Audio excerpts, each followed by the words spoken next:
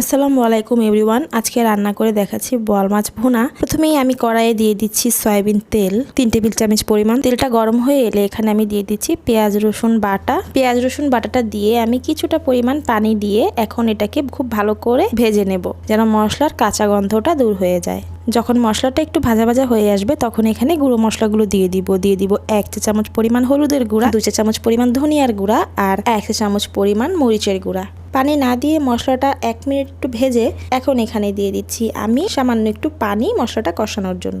মশলাটা যখন কষে আসবে, উপরে তেল ভেসে উঠবে, তখন এখানে বোয়াল মাছগুলো দিয়ে দিচ্ছি। একটু উল্টে পাল্টে দিব। এখানে আমি একটু কাঁচামরিচ দিয়ে দিচ্ছি, শুধুমাত্র ফ্লেভার অ্যাড করবে, ঝাল অ্যাড করবে না। স্বাদ মতো লবণ দিয়ে দিচ্ছি।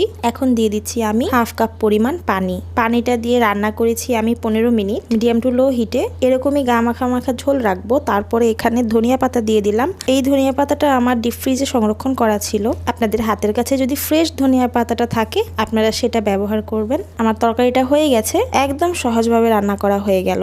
একদমই কিন্তু বেশি সময় লাগে না। কেমন লাগলো ভিডিওটা কমেন্ট করে অবশ্যই জানাবেন। ভালো লাগলে লাইক কমেন্ট শেয়ার করে পাশে থাকবেন আর অন্য কেউ দেখার সুযোগ করে দিবেন। দেখা হবে পরবর্তীতে আরো নতুন একটি ভিডিওর সাথে। সেই পর্যন্ত ভালো থাকবেন, সুস্থ থাকবেন। আল্লাহ হাফেজ। আসসালামু আলাইকুম।